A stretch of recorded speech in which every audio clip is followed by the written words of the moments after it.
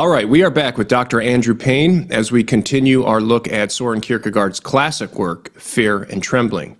Now, Andrew, last time we discussed what you take to be the broad theme or the primary aim of this work generally, that Kierkegaard's intention in Fear and Trembling is to challenge the popular notion of his time and of our time that the aim of Scripture is to order us to like an ethical system, or that Christianity gives us the keys, as you put it, for building an ethical kingdom whereby we can put the world to right. Kierkegaard, as we talked last time, wants to see instead that what Scripture is actually ordering us to is a God who utterly transcends ethics and every system of human rationality. And for anyone who's joining us here or listening to this episode, I would recommend that you go back and listen to the prior episode on Fear and Trembling, where some of these ideas are unpacked. So today, Andrew, I'd like you, if you could, to walk us through how this big idea in Kierkegaard gets fleshed out in Fear and Trembling. So can you take us through the overall structure and logic of the work, and then maybe walk us through some of the main themes that Kierkegaard develops along the way? Yeah, absolutely. So, sorry.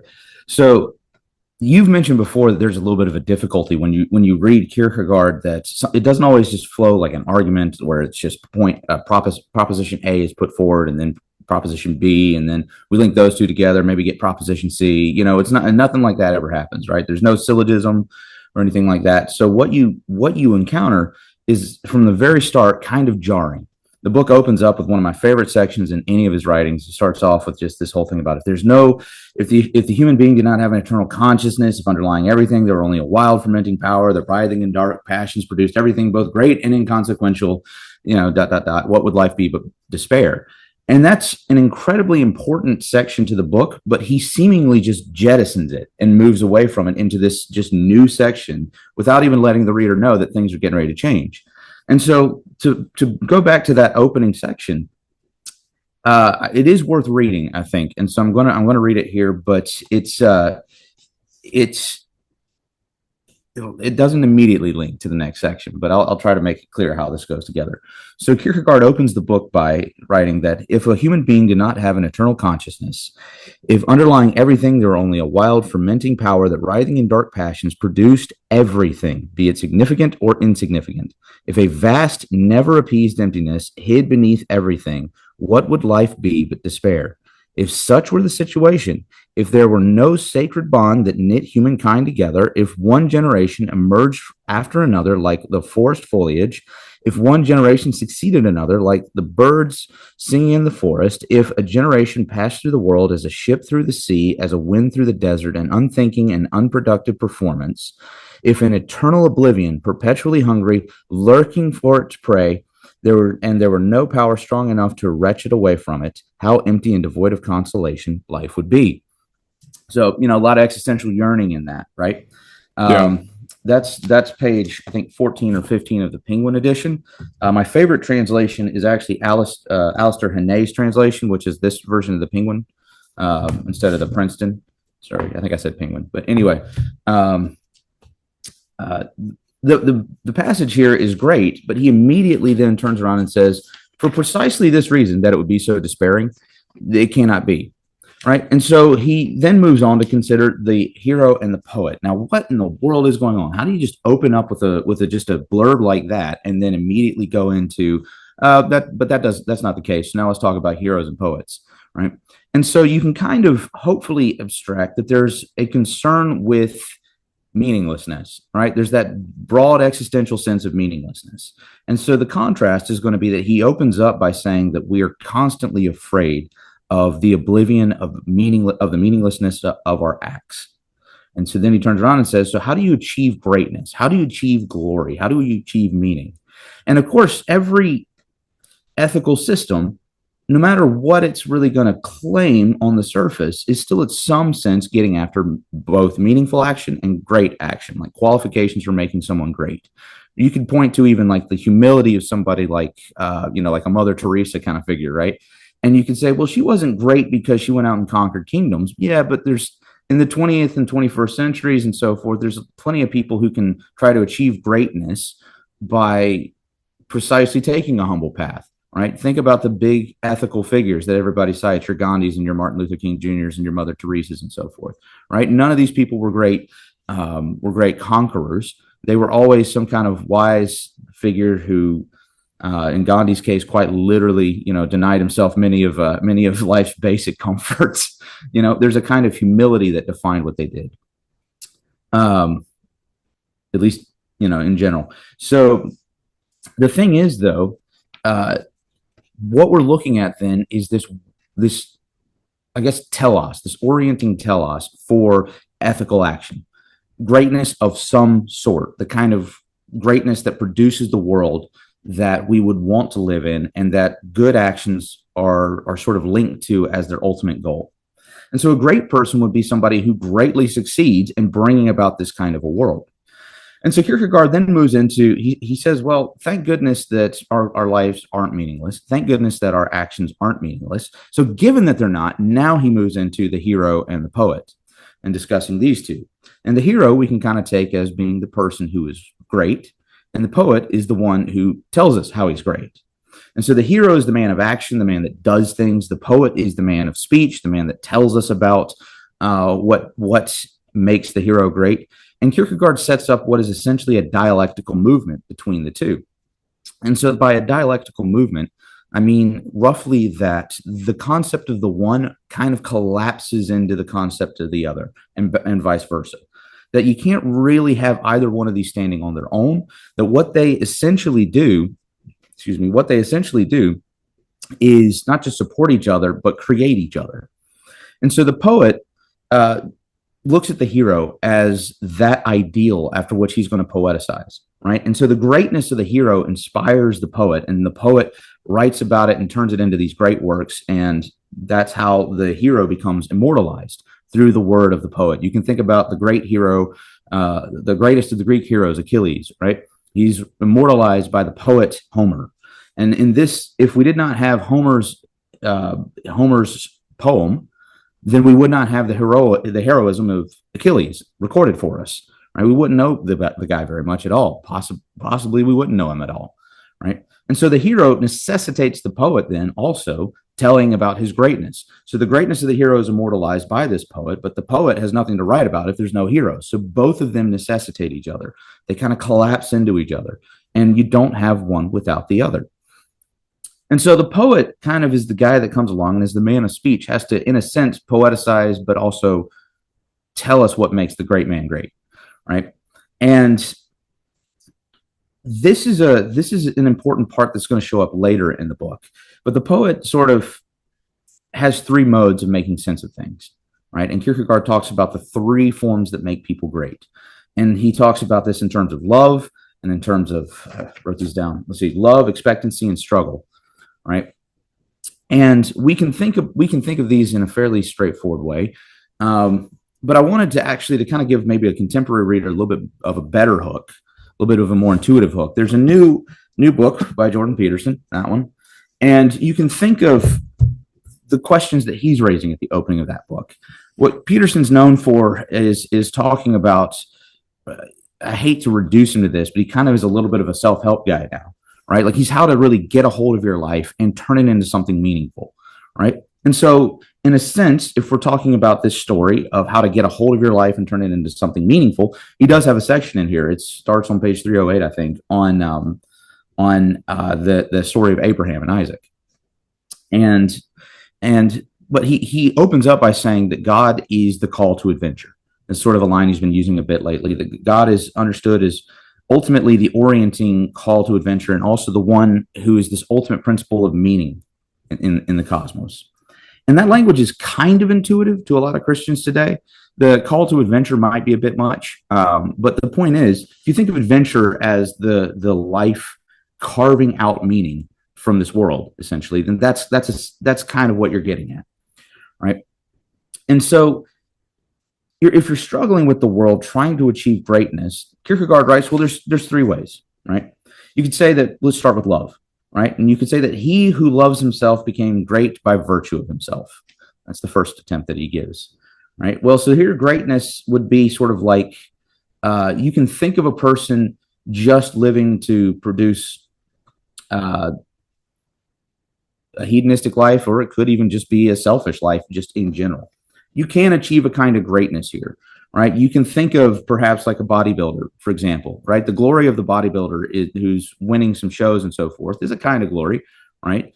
He's not really doing that for anyone else. He's doing that for himself, right? And so he gets up on the stage, he wins, becomes an IFBB pro or whatever, and you have these a kind of glory that shows up. You can maybe think of like a UFC fighter as well, right? Like these UFC fighters are not fighting for somebody else's glory; they're fighting clearly for their own.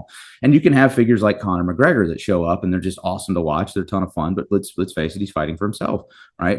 I'm not trying to denigrate the guy. I love watching Conor McGregor, but that being said, there's a kind of greatness that he can achieve. But Kierkegaard gives us another kind that obviously gets to make somebody greater still. Right? You can think of the person, Kierkegaard writes, he who loved other men became great by his devotedness. I think a better translation would be he who loves humanity, who sort of gives himself over for humanity, right? This would be the great ethicist. So think of, for example, somebody like Martin Luther King Jr., right? He's got the lines that more or less shape the 20th century's ethical claims, at least in the West. The color of the skin quote being quoted probably every political cycle and every year at least 100,000 times, right? Like he's great precisely because he makes a comment, or because he gave his life for what he perceived to be this human dignity, right? For the greatness of humanity. So he wasn't making himself great by internalizing, by selfish means, but by selfless means, giving himself for humanity. But then Kierkegaard gives us a third one. He who loved God became greatest of all. Now, here's going to be a tendency you're going to see over and over and over again. We have the first two that make sense. You can point to, a person who's seeking glory for themselves. You can point to a person who's seeking to better humanity. And now you have the person who's just seeking God above all. And usually you would try to qualify that by actually reducing it to one of those prior two. You would try to say, well, yeah, but you love God by devoting yourself to bettering humanity or something like that, right? And so there's a little bit of a question as to, well, how do we qualify this one if we don't reduce it backwards to one of these other categories? And so we have the same thing with expectancy, right? So one became great by expecting the possible, another became great by expecting the eternal, but he who expected the impossible became greatest of all. And so think of it this way. One who became great by expecting the possible. Well, imagine a business owner, a guy who founds a business. He sees an opportunity and he sees what's possible for this business to become. And he builds it into a great business. So you could think of like Jeff Bezos. He saw what was possible by the internet, right? And then the next thing, he's one of the wealthiest men in the world, made, hundreds of billions of dollars. And so you end up with a guy who's great by seeing the possible and capitalizing on it. And you can think of another who became great by expecting the eternal. Here again, you have the ethicist. You have the person who sees that who firmly believes that right will win out in the end, that there is a fundamental human dignity that we can seize hold of and move into the world and change it by expecting the eternal to become manifest in the world. But then Kierkegaard has the line, but he who expected the impossible became greatest of all. And I don't think we should think of impossibility as literally a logical contradiction here. I think we should think of it quite literally as qualified by this story. Abraham expected Isaac to be sacrificed on the altar and then be brought back, right? But none of us would just sit there and be like, yeah, you know what? If I went out and I just shot Bob, to death, and I was like, no, don't worry, he's coming back, right? Everybody would look at it and be like, that's impossible. You just murdered Bob. That's all that is. Nobody would look at that and say, clearly, that's a possible thing. Right. The impossibility here is really kind of the absurdity even of expecting this kind of an outcome. So expectancy is kind of this category of you either see what's possible and you go for it, you see what's eternal and should be and you pursue it, or you see what's impossible and pursue it. That, again, I don't know how to really make sense of the third one here, but clearly it's linked with the possibilities of God. Right. So then the third and final one is struggle. So he who struggled with the world became great by conquering the world. So you can think of Alexander the Great. He struggles with the world. He conquers the world. We call him Alexander the Great, right? Then you have the next one. He who struggled with himself became great by conquering himself. Well, in this one, it's not me struggling with myself for selfish reasons, but you could think of me struggling for myself with myself to overcome the lust of the flesh and so forth, the selfish desires, right? To become an ethical person. So Alexander the Great was a great conqueror, but we would never say he was a great man in a moral sense, right? And so then there are these great moral figures that we can turn to, and we'd say, well, if I was to elect one of them as president, I think I would pick the moral guy over the great conqueror, something like that. And you can probably guess where the third category is going. But he who struggled with God became greatest of all. I want to bring this up again. Peterson's new book is We Who Wrestle with God. He's clearly, punning off of the name of Israel, right? So to struggle with God is usually, again, going to be reduced backwards toward struggling with the self, overcoming the lust of the flesh. I use that line intentionally because that's usually how we understand it. That I struggle with God struggling with God is really me wrestling with my flesh to become moral, to become a better, more spiritually grounded person, something like that. And the question that should remain for us in all three of these categories is the first two make sense, right? How do we understand the third? By not reducing it backwards. And that's the struggle right there. Because if we then pivot back to that opening lament or that opening worry with oblivion, well, the problem is the first two are the ways that we typically overcome meaninglessness, right? I overcome meaninglessness by my work, by what I think is possible and achieving it, by struggle and by love and so forth. These are the ways that we overcome meaninglessness and we achieve greatness. But it's intuitive to the religious person to recognize that God should be the highest of these pursuits, right? It is higher to pursue fellowship with God than it is to pursue fellowship with man. It is higher to struggle with God than it is to struggle with man. It is higher to struggle with God than even to struggle with my own flesh. I kind of recognize that, but the question is how, right? What does this actually look like? And so the ethical systems are very easily linked with, for example, expectancy, right? Expecting the eternal to be manifest, good to win out in the end. And so therefore I dedicate my life to this pursuit of the good because I see that this teleology orients my life in a way that's meaningful. Or even struggling to conquer myself here, right? Like it's a natural teleology to say, well, I'm an imperfect human. And so I wrestle with those imperfections, these lusts of the flesh. And so therefore I need to struggle with myself to overcome these and become a better person. The problem is God isn't me, right? So in struggling with myself, I haven't necessarily struggled with God yet, right? That's the secular ethicist could just as easily claim 1 and 2 in both of these cases. So what does Christianity bring that gives us the third category, right? So that's the launch in the book. And so every section from there, go ahead. You can finish that thought. So every section from there, this is sort of like the overarching struggle and how he frames it. And so every section from there builds on this case. And there's a lot in between, but I kind of would have to, given the time limitations, I would have to jump to what we would call the three problemi, which are where he brings these questions to bear, and he actually kind of just shatters our ethical intuitions. So and we can do that here. But just to just have a few questions here about what you just said. So first of all, it's interesting that you are linking what's going on in Fear and Trembling with the latest book from Jordan Peterson. Do you detect any trace of influence in there? Do you get a sense that he's familiar with Kierkegaard? I have no doubt that he is. He's talked about him in his lectures. I think on the Old Testament, he talked about Kierkegaard a little bit.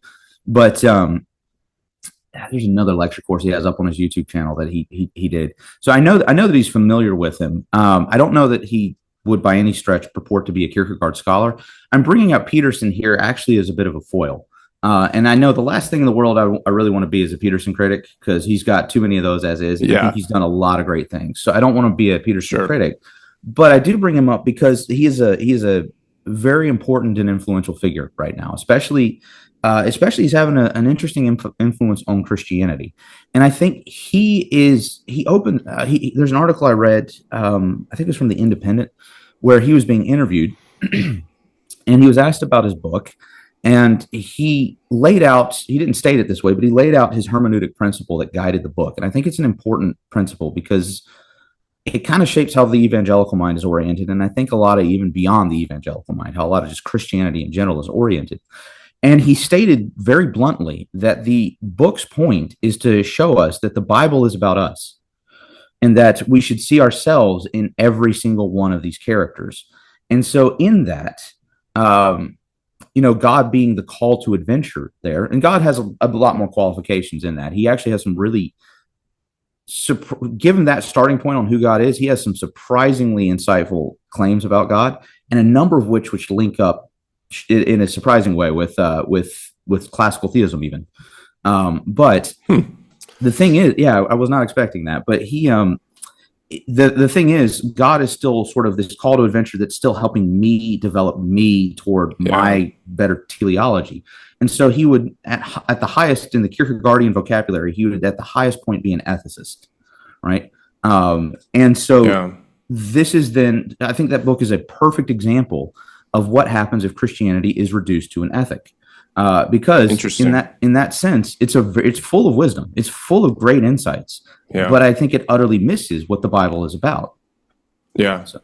Yeah, because, I mean, he gives you, it seems to me, and I'm not super familiar with Peterson. I mean, I listen to him from time to time. I haven't read anything that he's written, although I'm now interested in his latest book. But it seems to me that Peterson is trying to give especially young men a narrative for their lives, a grander picture in which to fit and to find meaning and purpose.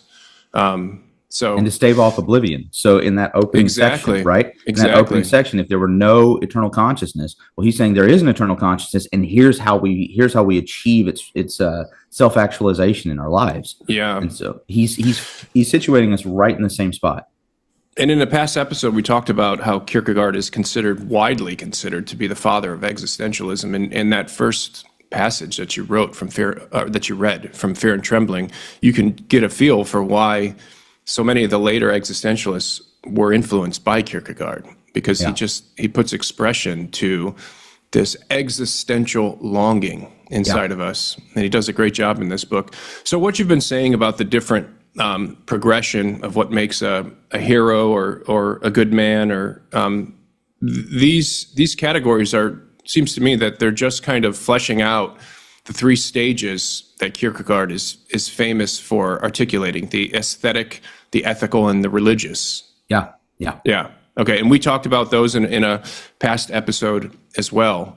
So, so where do we want to go from here? So there's a lot of themes that come up in Kierkegaard's work, and like you said, the work is basically broken down into four basic sections. There's an exordium where Kierkegaard opens up with four different interpretations of what's going on with the Abraham story. In my reading, I see those four interpretations are four ways to make sense of what's happening in this story from maybe like an ethical perspective. I'm not sure if I'm on the right track there.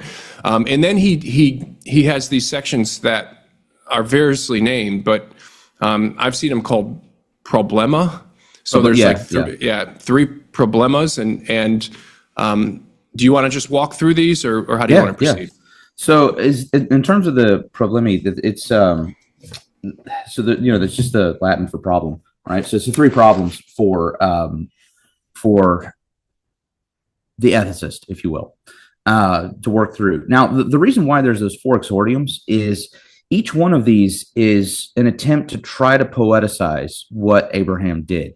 Because if greatness is the hero doing something, and the poet is the one that looks at the hero and in a sense makes him great by expressing this in this kind of heroic verse, right? I think our intuition is that we want to say that the hero is going to be the hero, even if somebody doesn't say that he's the hero. But I think we kind of all should recognize, though, that if we're talking about greatness in history, you have to be recorded to be great in history, right? That Alexander the Great would not be Alexander the Great if nobody wrote about him, right? There would be nothing to call him great, which makes it so particularly interesting that there's somebody like Abraham who comes along, and he's recorded. Moses wrote about him, for example, and we have in the New Testament, he's the paragon of faith that is held up, and this is the guy that we're supposed to emulate if we are to be faithful Christians. And so the question for a Christian is, well, faith is the highest virtue for a Christian, right? You have faith, hope, and charity, right? But faith is the salvific virtue here, right? The hope is our hope for the salvation, which is really our confidence in God and in his faithfulness, right? And then charity is us taking on the life of God in some sense, but the faith is that which links us to him, right? It's by faith you are saved, by grace through faith, and this not of yourselves, right?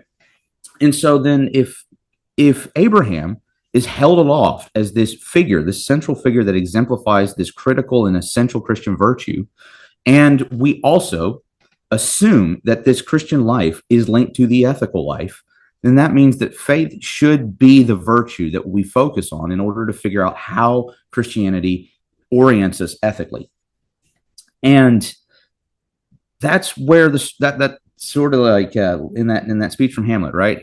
There's the rub, because that's the problem here. And the exordiums are where he comes back and he tries to poeticize, because you have to be able to poeticize the action to be able to make it make sense as an ethical behavior, as something that even can be recorded, so that then it can be replicated, right? The poet gives us the model of the hero so that then we can replicate that model in our own lives. Speaking of replication, he's trying to give us the way to replicate this in our own lives as well. And again, I'm not trying to beat up on him here, but the thing is, the real question that Kierkegaard's asking is faith the kind of thing that I can see what Abraham did, and then I can just simply replicate it in my own life as a sort of ethical model to then play out? And then he says, like, we want to say yes. Like, we want to say, yes, faith. That's, this person had faith. That's what it looks like. Let me now embody this. But he's kind of asking us, like, we feel like we should say yes, but do we really think we can say yes?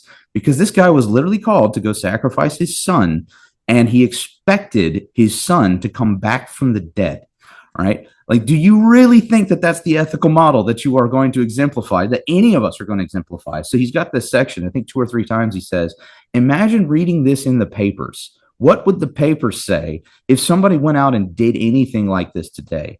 And then we have to recognize it's not mythology that we're reading. It's not a fantasy. I'm not reading about Gandalf giving a hobbit a ring and saying, go throw this into Mount Doom, right? This is a very real man who God came to and said, go sacrifice your son.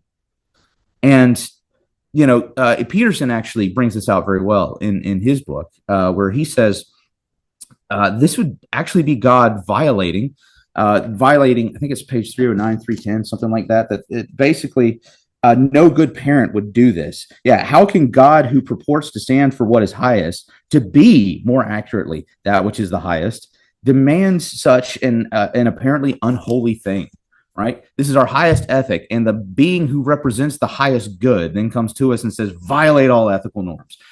What are you supposed to do? The immediate thing would be to say, well, that can't be God, right? And then also as well, God can't tempt me to do something evil. That's clearly evil. Therefore, that wasn't God, and I'm not going to do it. And then if Abraham acted in this way that made sense of it in those ways, then guess what? He would not be the paragon of faith.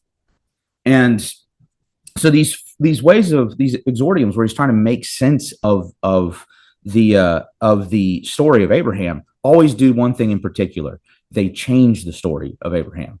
And if you read them, you recognize, there's something added to it to sort of help us rationalize what's going on. So in one of them, sort of, Abraham is rationalizing with himself, I'm going to make my son fear me, and that way he won't curse God, and he'll just think that, I just went crazy and just killed him in the mountains, right? Just went full deliverance and just killed him up in the mountains.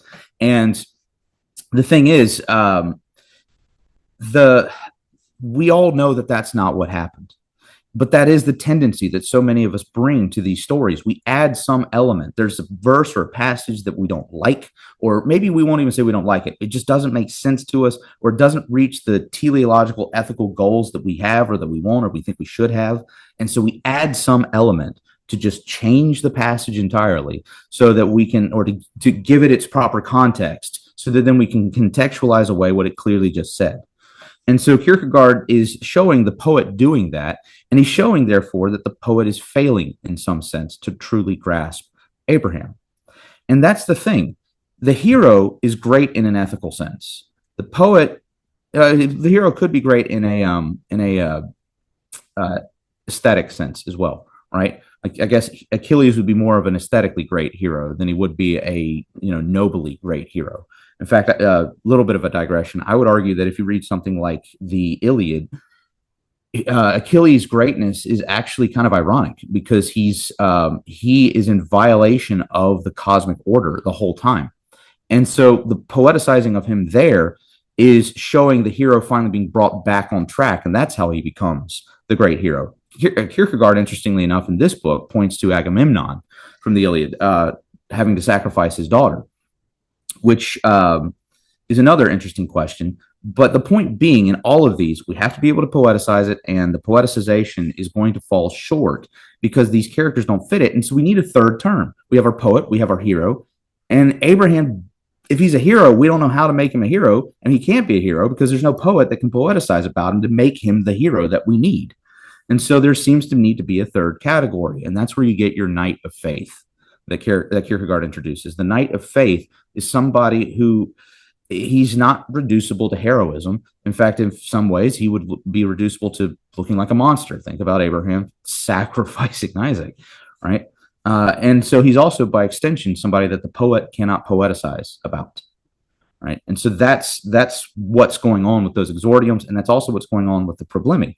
Because the problemi, the three of these, so each problema has this fundamental question that it asks that's pretty intuitive, and then unfortunately just immediately blows up our ability to make sense of the ethical questions at hand. So I'll read the first one. Would you to frame these problema, is the problem, the reason they're called problema, is it because there's a problem in trying to interpret what's happening with Abraham and Isaac from the perspective of that ethical stage? So these are problems from that perspective. It's a good point. Yes, that's exactly right. Yeah, that is exactly right. And so problema one, he opens up with an almost identical phrase in each one of these problems. And he writes, the ethical as such is the universal. And as the universal, it applies to everyone, which from another angle means that it applies at all times. Pretty basic ethical claim, right? Everything that's ethical, it has to be the case for everyone always, right? The moment you have an exception to the rule, the ethic kind of breaks down. The conventionality of it's shown, and we no longer believe it. So it can have nothing outside of itself as a telos is as well the point that he's making. So its telos must be internal to it. The ethic isn't. So if I say like if I approach it from a virtue ethic, right? The telos of the virtue ethic is going to be the perfected soul within me, right? I have an orienting telos. I have a nature, and then my actions are corresponding with that teleological nature, right? That nature that needs to be perfected. And then the effect is going to be that, I achieve eudaimonia, my soul is at rest, my being is perfected, something like that. Even if we go, that would be sort of an Aristotelian approach. If we go to Immanuel Kant, somebody more influential on Kierkegaard's day, you go to his, what is that one called? I always forget it. Grounding for the Metaphysics of Morals. Sort of probably his most influential work, maybe, outside of the Critique of Pure Reason. And that one, the point is not to achieve eudaimonia, because he doesn't know that we'll necessarily get there because of the problem of sin, but to be worthy of achieving eudaimonia, right? And so there's still the same kind of orienting telos. Even if I can't get to eudaimonia, which Aristotle seems to think we can, right? He still says we need to be worthy. We need to act in such a way as to be worthy of that same orienting, guiding teleology, right? And so the teleology cannot be that, it cannot be something beyond that action, right? That charity is good because it perfects me, right? Well, wait, is it not good because there's something beyond it, right? That's the question that we're dealing with. Are these ethical claims, are these ethical actions something that point beyond themselves, or are they something that are oriented within us? And I brought up charity for a reason, because courage you could maybe see as being courageous for your fellow man, but it still is a virtue that's going to perfect me. You could even think of what's the one? It's not tenacity. It's fortitude. Fortitude. Yeah, you can think of fortitude, right? That this is a virtue that really has its proper telos within the person who has the fortitude, right? These are ways to perfect the self. Well, the thing about the theological virtues, faith, hope, and charity, is that they aren't grounded in the self. They are specifically pointing beyond themselves. They are specifically pointing outwards. And especially like agape, right? Like, or charity, right? Like, this is something that by definition does not have this inward teleology. It has an external teleology. It is literally that I make all of my being about the goodness of that, right? The thing that I have agape for. And so these theological virtues don't really seem to terminate in the same kind of ethical system, at a very least. They don't necessarily destroy the ethical system, but they don't terminate in it, right? Totally would it be accurate to say that they add a new relation? So the way I think about it is Aristotle's system, the classical virtue ethics or natural law ethics, orients us towards one another. Like, it's an ethic that's for human beings living in a society. And it orients us as individuals to our nature, to our essences, right? But then the Christian virtues, specifically, and Aquinas points this out, is it orients us, it adds a new relation. So the Christian, what we find in Scripture, some of these virtues like faith, hope, and love, they're not designed to relate you and I one to another. Right. They're designed to relate you or me to God, right? It adds a new relation, and that's what Christianity does with like virtue. Virtue ethics is great when we're thinking about the way one man treats another or people living in a society.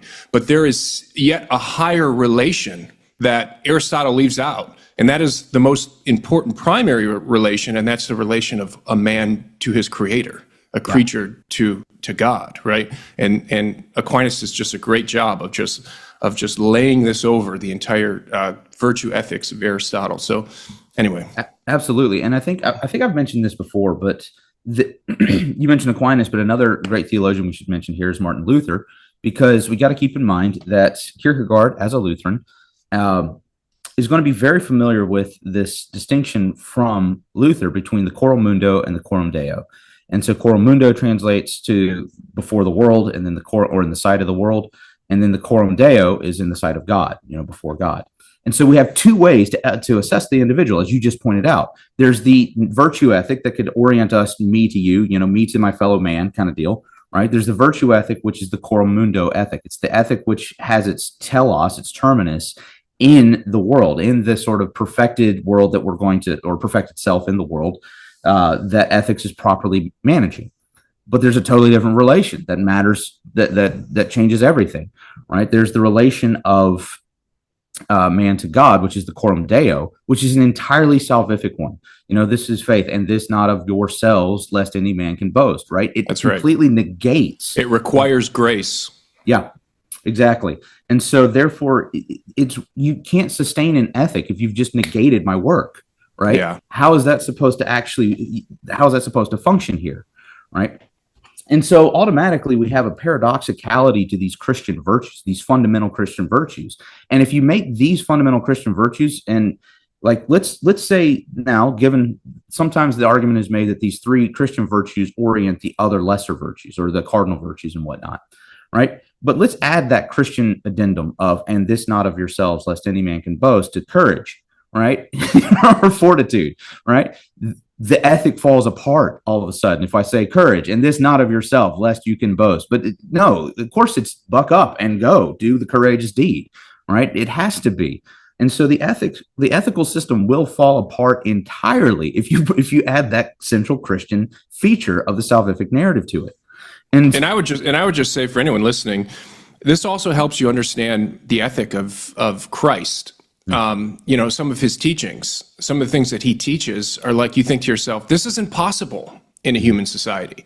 Like, there is no way that we can function if we take on this ethic. It's just completely impractical.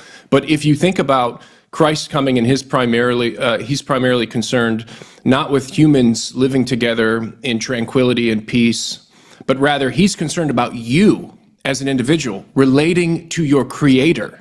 And this is the system that he's bringing, and this is what he's trying to see, is that you may be totally fine with your neighbor, right? Yeah. You may be exemplifying Aristotle's virtue ethic when it comes to the relation that you have with your own essence as a human being and the relation that you have with your fellow human being, and yet still utterly lost and sinful because you are neglecting the primary relation in your life, and that is between you and your Creator. So I would just say, I think we talked about this last time. A lot of the virtues and teachings of Christ, the virtues that we see in the New Testament and the teaching of Christ just will not make sense until you understand that Christ is trying to get you to see your primary relation, and that primary relation is not with your fellow man, it's with your Creator. Well, and again, like if we then try to turn these claims that he's giving us, I mean, think about the Sermon on the Mount. It gets taken to be like almost like it's, a lot of times we'll even say it's new law, right? Because it's Moses was on the mountain, he gets given the law. Jesus is on the mountain and he gives a new law type deal, except that we're not under the law anymore. So there's an interesting caveat that has to be added here. And the thing is, try to take this as an ethic to live out, right? Blessed are the meek, right? Or really the poor in spirit line, right? The John Dominic Crossan, whatever his faults, brings out a very great point here. That he notes that there's two words for the impoverished person. There's one who's just a guy who's lacking money, right? And then there's a one for a person who's so utterly destitute they don't even belong in the world anymore. And that latter one is the word that Jesus is using there. So blessed are the poor in spirit, the person who's so destitute that their spirit doesn't even belong in the world anymore. Well, how is that supposed to ever be translated into an ethic wherein, it's going to have any kind of actually worldly terminus here, right? It simply can't. It's in the word itself. It has no place in the world anymore. And so there's a number of places as well. If we approach this again from the perspective of God as the call to adventure, this call to adventure is going to bring us to some greater good in the end. That's going to perfect the soul. It's going to perfect us with virtue and so forth. And it's going to show us, it's going to orient us in the world and show us how to live. Well, the reality that Kierkegaard is forcing us to face with these three problemi is that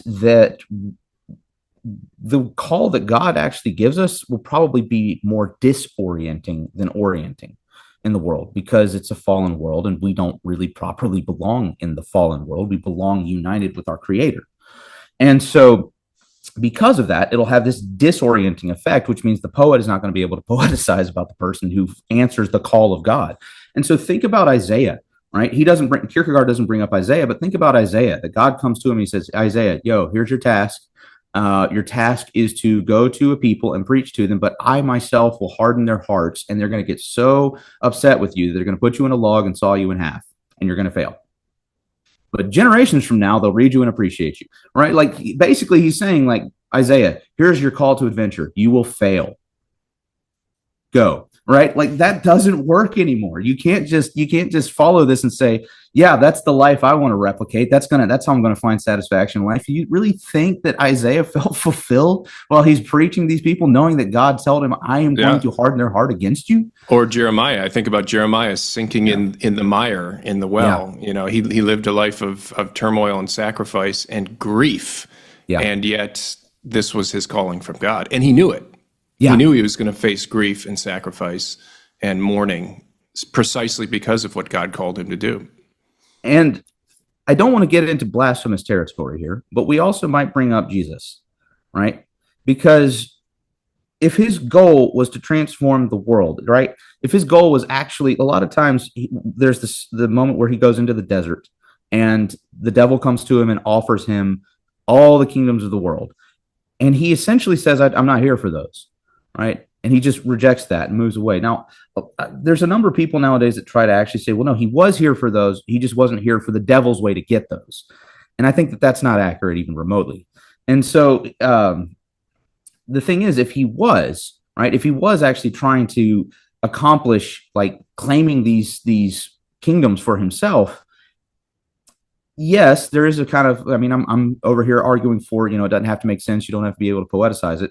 But he got crucified by the kingdom of the world at that time. It looks pretty solidly like a failure, right? If his purpose was to conquer these kingdoms, then getting crucified by those kingdoms really looks like a failure. Yeah, he was a failed Messiah. Exactly.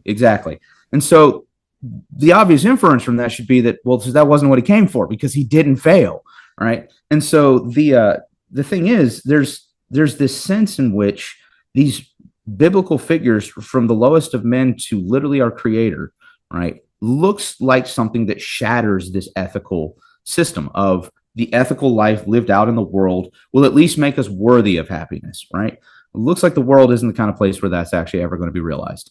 And so the three problemi, to go back to the first one, right? The telos of the ethical action has to be within itself.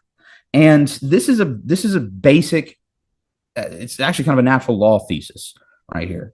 And Kierkegaard's point then is to say, yeah, but Abraham here is rejecting the ethical for the sake of that which is beyond this ethical claim, this virtue, right? The telos here is above the ethic.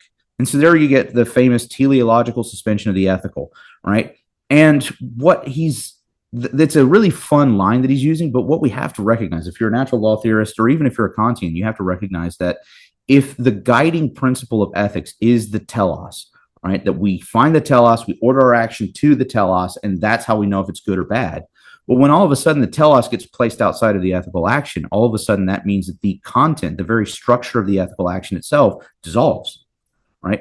When the body dies and the form leaves the body, what happens? It dissolves. And this telos is kind of like the form there. It's that thing which orients the ethical action. You remove it, the ethical action's gone. You don't have the ground of the ethic there. And so Kierkegaard is saying there's a higher duty. It's one above the ethic, and that's the duty to God, right? But what is that going to look like now? How am I supposed to replicate that, right? What is gone right out the window? Well, any kind of expectancy that this will bring me the good life, right? Any kind of expectancy that this will even immortalize me in history, right? And so we're already starting to have a friction. God came to us as the call to adventure, but now all of a sudden my adventure seems to be negating itself. This is a little bit of a problem, right? Right. So then we move to the next problem, or next to the problems. Here we go. The ethical is the universal, and as such, it is also the divine. So we might try, he's thinking with us, and he says, well, we might try to still preserve something here and say, okay, all right, the ethical is universal, but maybe that telos, I just said it's beyond the ethical action, so maybe it's just a pure divine command theory. And Kierkegaard gets interpreted as a divine command theorist quite a bit, which is fundamentally missing the point. Because what we've essentially done here, yeah, because it seems like it's almost like he's a voluntarist. Mm-hmm. Like I could see how people could read Kierkegaard and walk away thinking, "Oh, he's just like Occam." Yeah, God can just command whatever He wants, regardless of what we are as human beings and how we ought to relate to each other. So, yeah, and I think there's a sense in which you could come away with that reading legitimately. My main pushback on that is to be that I think that would almost force us into treating it as being more of a directly ethical text than it is. There's a really great article. I'm trying to think of the guy's name that wrote it. It's called "Enough is Enough." Fear and Trembling is not about ethics. It's a. Let me see if I can find the article. It's well worth reading if anybody wants to look it up. Yeah, well, it is called "Enough is Enough." Yeah, here it is. Ronald Green wrote an essay in the Journal of Religious Ethics in 1993 called "Enough is Enough. Fear and Trembling is not about ethics." And that's the thing is, if we then say that he's actually advocating for a voluntarist ethic, we have still reduced him back to an ethicist in some capacity. Good point. Yeah. Right. And so, so then the next thing with the third, or the next problem, the second one, is the divine command theory. And let me flip to it in my notes. We're running out of time, so I need to rush a little bit more. All right. So his argument here is essentially, again, this is going to fall flat.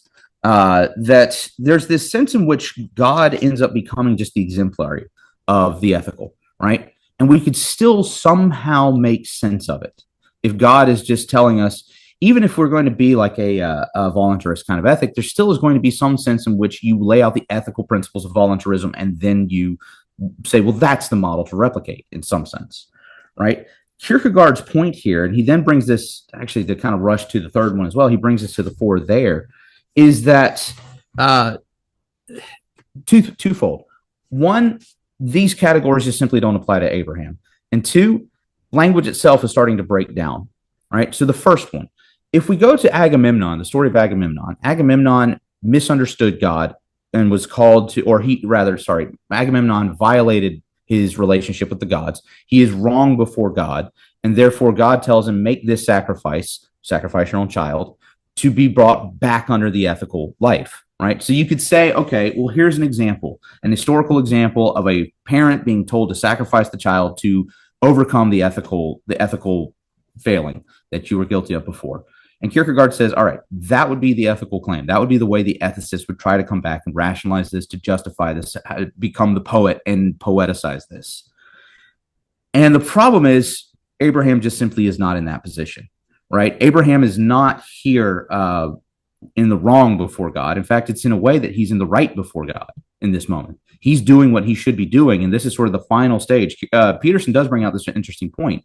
You can see that God's callings to Abraham, the trials and the sacrifices that he tells Abraham to commit, get greater and greater and greater and greater, until he even is, in a sense, called to sacrifice the very promise of God, because the very promise of God is embodied in Isaac. And so if the promise of God is embodied here, then if you were called to sacrifice Isaac, then in a way you're even sacrificing that. God has called you to sacrifice everything. And I think it's a really great insight. And the thing is that also what underscores that is the fact that Abraham is not in violation with any ethical norm with God, right? It's not that he's trying to get back in good terms with God, right? Now, of course, we all know for all of sin and fall short of the glory of God, but that's not the point that the text is making. It's kind of like with the book of Job, right? God himself says, well, Job, I have no cause to harm Job, right? And so Job himself is a perfect man. Now, in terms of sin, obviously he does. All has fallen and all sin and fall short of the glory of God, right? There's no one righteous, no, not one. But the fact of the matter is, the text itself is not telling us that in this moment with this person, that Abraham sacrificing Isaac is not a sacrifice being done salvifically at all. It's just one in pure obedience, and he doesn't even know why. God is telling him, sacrifice Isaac, go. And so therefore, the ethical argument to say, well, he's like Agamemnon over here being called to sacrifice his child, breaks down. That's just simply not what's going on, right? But then the next one is with the third problema, it's going to be the breakdown of language directly, which is to say that I can't even put it into words, right? And what this is really getting at is that we can't summarize the essence of this faithful action, right? Obedience would be sort of the essence of it, but obedience is a purely negative open category, right? It's not a positively stated ethical behavior that I can say, all right, sort of like practicing courage, for example, is a pretty easy one to define, right? And you can give it a positive definition and say, all right, do that, right? But faith in this instance, right, as obedience, doesn't really make a whole lot of sense, in the sense of, like, how am I supposed to qualify this when this faith actually includes openness to breaking every ethical norm possible? And so to go back to that, those three ways that one can become great, we're noticing a trend, probably, hopefully, that we get to that third trend. You become greatest by loving God. You become greatest by struggling with God. And we're like, okay, well, what does that mean, though? That means by living the faithful life, but how do I qualify that? And the way we qualify that is we reduce it back to one of the first two, right? That I become great by loving God, and by that I mean perfecting myself in a selfish way, or I mean, in a lot of ways, if Peterson is a little bit of a self-help guy right now, you can see that as being the orienting telos there. Or maybe you could even see it as an ethical one, right? Like, I become great by struggling with myself in an ethical way to perfect myself that way. But you've missed God. Like, that's the point. You actually still have not achieved a way to clearly enact faith, and therefore I did X, Y, and Z. Therefore, I had faith. I demonstrated it, and I'm good. Right? Faithful actions. If Abraham is the exemplar of what it means to be faithful actions are not things that we can just simply replicate. I can't have faith and then somebody else do what I did, and then they're good to go. Right? And that kind of actually is useful on two points. One, if it is a gift and I was given the gift, I can't give that gift to somebody else, right? Like, the way you have faith is God gives it to you. Good luck, right? Then the second one, though, is that, I've been ranting. Go ahead. I'm sorry. You're starting to say something. No, I mean, you go ahead, finish that thought. Yeah. So the second one is going to be essentially that in the same way that I can't get fit for you, you can't get fit for me. This is not something that sort of moves across that. I also cannot have a relationship with God for you, and you can't have a relationship with God for me. There's a subjective element that comes to the fore here. That there's a universality and objectivity to courage, right? There's a universality and objectivity to fortitude. Faith, the problem is that if language is broken down, the universality of it is seemingly breaking down, right? The universality would be in God himself initiating the relationship. It's a covenant between God and his elect. And so it's a personal thing. And so subjectivity, since Kierkegaard, has taken on this form of just, want and you will it, right? Whatever you want, that's what it ends up being. That's kind of the connotation it carries nowadays. But the problem is that's not really the sense it had back then. Kierkegaard is fairly accurately, I think, replicating what the reformers were talking about in terms of faith. It's not a universal model. It's actually just simply something that God initiates with you, right? And so you can think of Calvin, for example, in Book 2 of the Institutes, I think it's chapter 1, subsection 4. He says that the nature of sin, that Augustine was not far from the truth when Augustine said that it was disobedience. And he says, yeah, that's pretty accurate. It's not far from the truth. And if sin is disobedience, then it seems like faith should be obedience.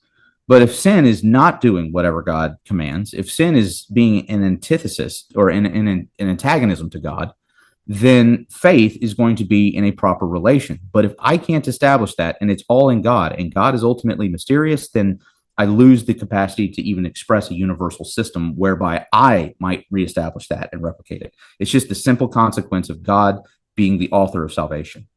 Yeah. Yeah. There's so much here, and there's so many implications and applications.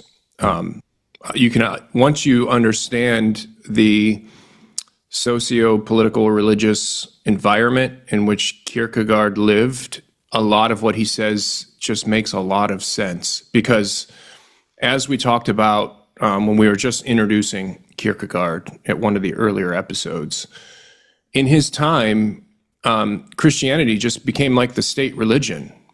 And it was the model for governance and for ruling and for, regulating everything in society.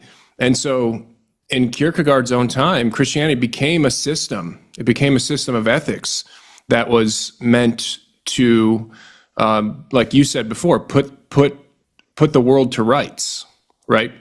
And so Kierkegaard seeing this, and he sees this mismatch between the revelation he sees in Scripture and the message, the primary message that's being communicated, with what's happening to Christianity and culture. Man, there are so many parallel applications to that, to Kierkegaard's own time and our time. And we can talk about that in future episodes. We can kind of flesh that out because I think those parallels are real and they're important. But Kierkegaard, it seems to me, he's trying to wake up his fellow Christians. And he's trying to tell them, look, you don't just have duty to this system. You don't just have duty to Christianity. Your primary duty is to God. Like, your primary relation is to God. It's not to a set of rules. It's not to an ethical system. It is to your Creator. And I almost feel like he's trying to wake up his fellow Christians, in his own day, and say, you're missing it. You're missing what it means to be a Christian. This is for a bit of an anecdotal point.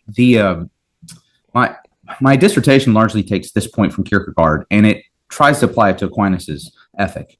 And the tendency in the sort of Thomistic metaphysic, and I'm not meaning this to be critical of the metaphysic. I'm meaning this to say that it's spot on in its accurate theological claims. It's just we so often fail to miss to accurately realize what it's telling us here. And the point is that we approach God, sometimes we mistake the cosmological argument as saying that we abstract our way to God, which is to say that I bring a more and more abstract category to mind, and that the more abstract I get, the more pure of a notion of being I'm getting to, and then God will be the highest being on this scale of being. And the Thomistic point is not that God is the highest being on a scale of being, right? That's just simply categorically false. because the point is for the Thomist that you don't get to God by abstraction, you get to him by causality. And these are not the same thing. And so by abstraction, the highest category you can get to is what the Thomists would call esse communa. Esse communa is really the common mode of being that all creatures partake in, right? We all have a creaturely kind of being, and that's a common thing that we all share in. The problem is, crucially, it's a created form of being. God is the creator, not the creature. He's not created. Therefore, his mode of being is not a creaturely mode of being. So God is not esse communa. He is ipsum esse subsistens, self-subsisting being, and he is the only self-subsisting being. And so because of that, we have failed to accurately think of God if we think of him in terms of esse communa, as this sort of universalized form of this common mode of being that we all partake in. Now, where does this have an ethical impact? Well, it's precisely in the point that means God is not the ethical universal. It's not that we have abstracted our way to get to this perfect form of all that is good in the world, or this orienting universal principle. In the same way that we don't get to him with the abstraction in terms of his being. He's just simply not that. He's beyond that. And because of that, it makes even his own essence impossible for us to then cite as now this orienting ethical claim.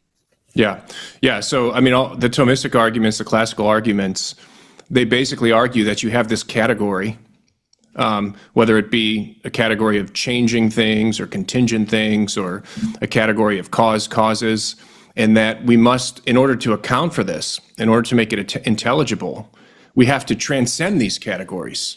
It's not like God is just the highest member or the highest exemplar in these categories. Rather, the whole argument shows that God has to, in order to account for these various categories, he has to transcend them in order to be their cause, in order to make them intelligible. And the same thing is true even in the ethical sphere. It's not that God is just the highest member. It's not he's just the best chap, you know? Yeah. He's just the most well-behaved or the most ethical guy around. Right. If that's how you're thinking about God, it's just wrong. Because you've made God into a creature at that point. Even though he might be an extremely exalted creature, he's still a creature. Yeah. Unless you understand God as that which has to transcend every category, including the category of the ethical, then you are not thinking about the creator at that point. You're thinking about a creature. This is a theme that you and I always seem to come back to when we talk, and it's appropriately so, because I know both of us are classical theists for this very reason. Because it's just so important about the way that you think about God, how you conceptualize God. Is so important, because it's going to help you, even in our discussion here about Kierkegaard, it's going to help you not only understand Kierkegaard, what he's trying to get at, but it's going to help you understand and interpret Scripture. Yeah. Because I think we run into all kinds of paradoxes and problems if we place God within the ethical system that applies to human beings. The minute we drag God down into that system, we have problemas, lots of them.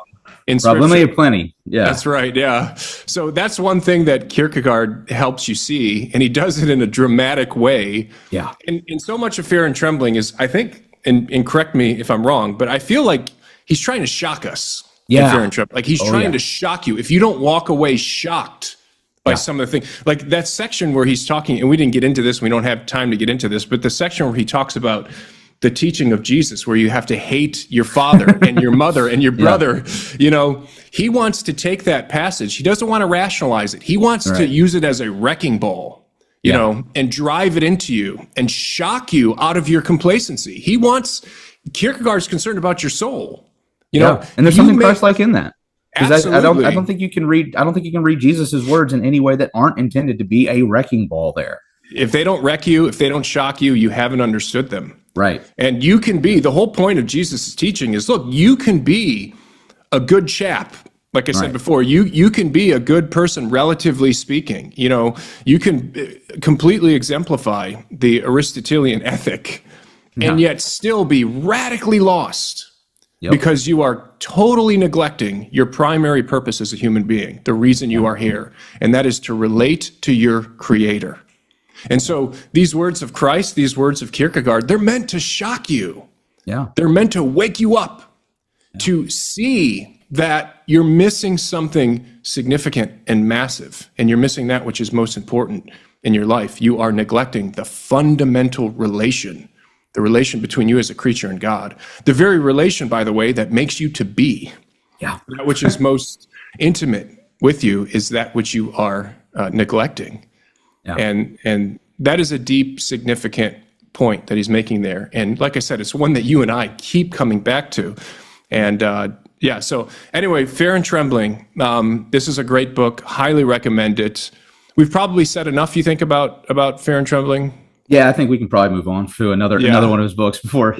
So we can move on. So again, if you are listening to this, I highly recommend that you go all the way back to the Kierkegaard series.